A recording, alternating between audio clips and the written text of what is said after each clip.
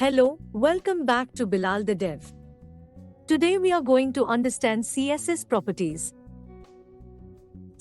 CSS properties have name and value pairs. Every CSS property has some values.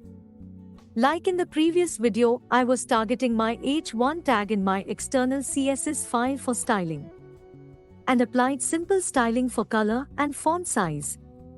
Every CSS property name has one or more values.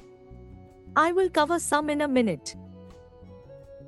But first, if you want to check out the previous video, click on your top right, where I discussed in detail what is inline, internal tags, and external styling of CSS with HTML. Now in this video, I am targeting my paragraph for styling in my external CSS file. The practice is to target the HTML element with class. But what is class? Don't worry, I will also discuss it in the coming videos.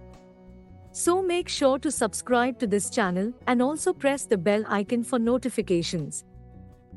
Let's give this paragraph text styling. Color. Blue. Color is the property name, and blue is the property value. Like this, we have lots of properties named font size, font weight, background color, border, width, height, text align, margin, padding, and more. Let's also give this paragraph background color. Background color is the property name, and green is the property value. In CSS, we have different choices of color format. In words, blue, black, white, red, and more. In hex, hash, and 6 zeros for black color.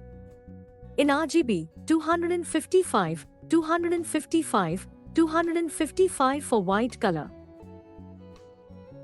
As I said earlier, in CSS we have one or more property values. Let's also give this paragraph font weight.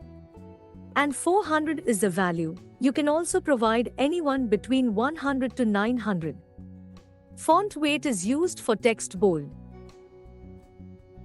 Now, you successfully know a lot about CSS properties and also CSS color formats.